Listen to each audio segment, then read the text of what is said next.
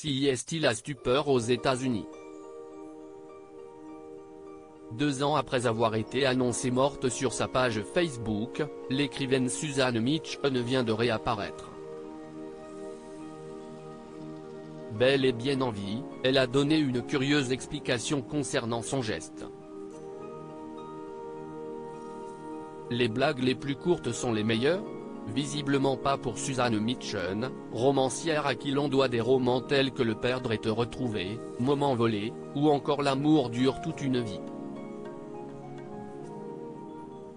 Il y a un peu plus de 2 ans, en 2020, une femme disant être sa fille avait annoncé sur la page Facebook de l'écrivaine que celle-ci avait mis fin à ses jours.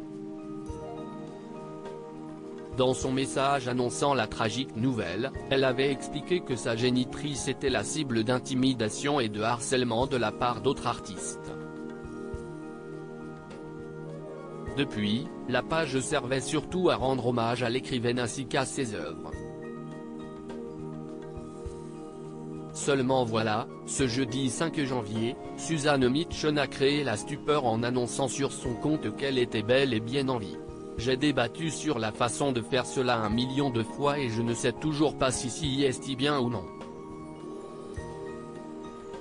Il y aura des tonnes de questions et beaucoup de gens quitteront le groupe, je suppose, explique-t-elle dans un premier temps, avant de préciser que ce sont ses enfants qui ont pris la décision de la faire passer pour morte. Ma famille a fait ce qu'elle pensait être le mieux pour moi et je ne peux pas leur en vouloir.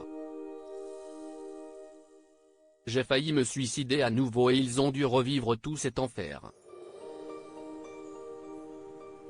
Les proches de Suzanne Mitchell en colère certes, savoir Suzanne Mitchell vivante est un soulagement pour les internautes.